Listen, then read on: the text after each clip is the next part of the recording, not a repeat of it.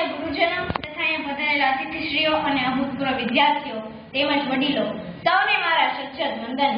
સ્વામી વિવેકાનંદે કહ્યું છે કે જે ધર્મે વિદ્વાન આંસુ ન લૂછી શકે અને કનાથના મુખમાં રોટલાનો ટુકડો ન મૂકી શકે એ ધર્મમાં શ્રદ્ધા ન રહે।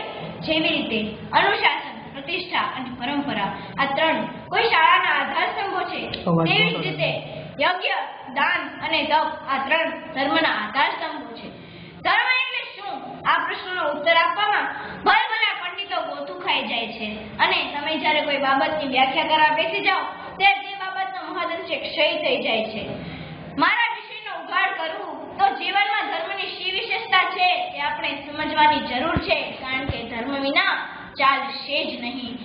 કોઈ માણસના ગળામાં માળા અને મસ્તક પર તિલક હોવાથી તે ધાર્મિક છે તે નક્કી થતું નથી, પરંતુ ખરેખર તો માણસ સવારે જાગ્યો ત્યાંથી સોયા સુધીમાં સવારે 1 કલાક પૂજામાં બેઠા પછીની દિવસની 23 કલાકમાં તેની પ્રત્યેક કૃતિની પાછળ તેની કેવી વૃત્તિ છે તેના આધારે તેની ખરી ધાર્મિકતા નક્કી થાય છે।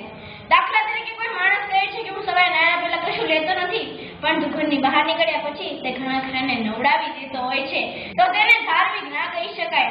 ધારણાતીત ધર્મ, જે ધારણ કરે છે તે ધર્મ છે, આત્માની દૃષ્ટિએ પાળી નીતિ તે ધર્મ છે।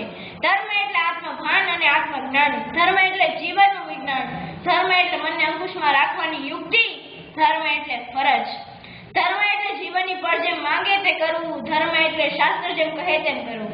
અહિંસા પરમો ધર્મ, સારા કર્મો કરવા તેને કહે છે ધર્મ, સત્ય અને ન્યાયનો સરવાળો છે ધર્મ, અને ઈશ્વરની પ્રાર્થના અને મનુષ્યની સેવા આ છે ધર્મ। ધર્મ એટલે હિન્દુ મુસ્લિમ નહીં, પરંતુ ધર્મ એટલે નૈતિક માર્ગ। જ્યારે જ્યારે ધર્મ શબ્દ ઉચ્ચારે છે ત્યારે કહેવાતા પ્રબુદ્ધો કે નાસ્તિકો કે જે પોતાના મતને સુધારવાથી સમજનારા છે તેના નાકનું ટેરવું ચડી જાય છે। તેઓ ફરિયાદ કરે છે કે આમાં ધર્મની શી જરૂર છે? ધર્મ અફીણ જેવો છે, તે નશો ચડાવે છે। ધર્મના યુદ્ધમાં મોટી મોટી લડાઈઓ થઈ છે। ધર્મ એટલે આપણે કોઈ એની વ્યાખ્યા કરી ન શકીએ, કારણ કે આપણે જે ધર્મની વાત કરીએ છીએ કોઈ સાંપ્રદાયિક ધર્મની વાત નથી, ધર્મની વિશાળ વ્યાખ્યા છે। પરમાત્માની અનુભૂતિનો સતત અહેસાસ કરવો હોય અને આત્માની અનંત શક્તિને જો પ્રગટ કરવી હોય તો આપણે ધર્મને શરણે જવું જ પડશે, કારણ કે ધર્મ છે સુખ અને શાંતિનું મૂળ, અને ઈશ્વરે આપેલા અમૂલ્ય માનવ જીવનને મારે કેવી રીતે જીવવું તે ધર્મ શીખવાડે છે। બીજો કોઈ પણ શાસક માનવ જીવનને કંટ્રોલ કરી શકતો નથી, કેવળ ધર્મનું શાસન જ સાર્થક બને છે। આજના સમાજમાં જે ઝડપે યુવાનોમાં સ્વચ્છંદતા, હતાશા, તૃષ્ણા, તેવી જ રીતે વ્યસનો અને કુટેવો જોવા મળે છે, આ પાછળ તો ધર્મનો અભાવ જ મુખ્ય કારણરૂપ જણાય છે। આહારના અસંયમતાને કારણે આરોગ્યનું પણ સત્યાનાશ નીકળેલું જોવા મળે છે। વિદ્યાર્થીઓમાં વિનય અને નિષ્ઠાનો અભાવ જોવા મળે છે। આ બધી જ વન્યમાંથી જો સંસારને ઉગારવો છે તો આપણે ધર્મને શરણે જવું જ પડશે।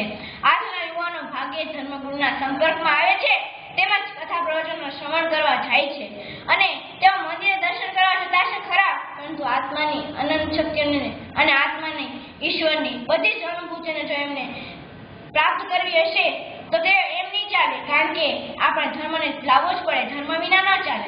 આવી બધી પરિસ્થિતિઓ જ્યારે ઉત્પન્ન થાય ત્યારે બાળકમાં ધર્મનું સિંચન કરવાની મા બાપની જવાબદારીઓ ખૂબ જ વધી જાય છે, કારણ કે સુખ અને શાંતિનું મૂળ કેવળ ને કેવળ ધર્મ જ છે।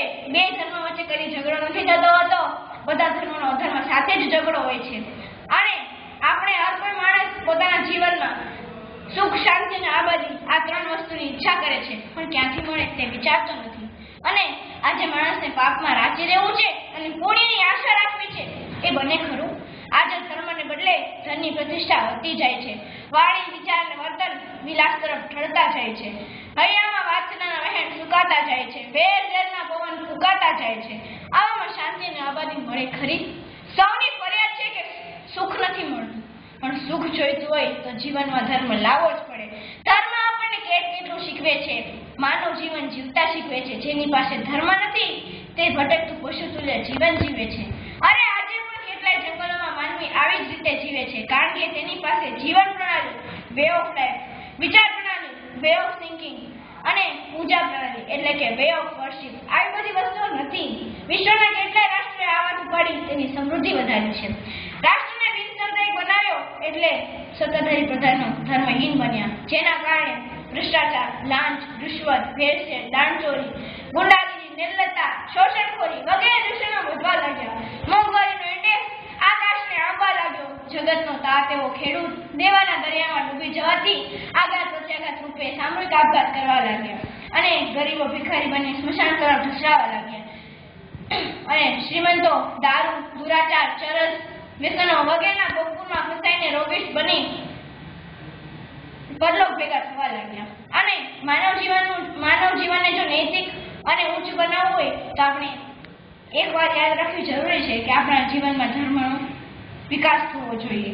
આપણે કેટલી સરળ અને સહજ લાગતી બાબતોને જીવનમાં દ્રઢ બનાવવા ઋષિમુનિઓને કેટલી મહેનત કરવી પડી હશે તે આપણે નથી જાણતા.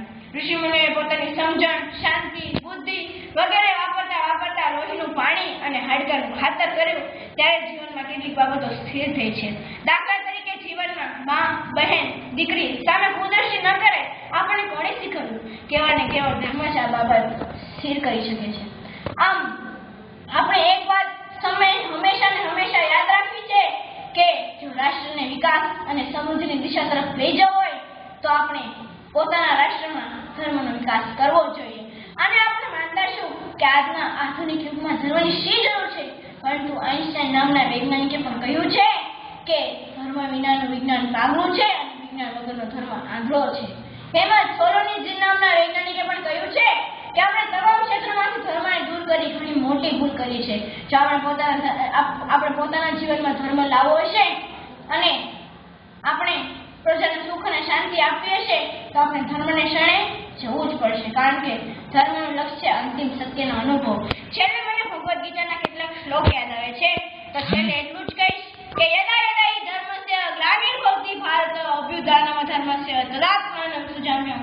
પવિત્રાય સાધુના વિનાશાય ચ દૂષિતા ધર્મ સંસ્થાપનાથાય સંભવામિ યુગે યુગે.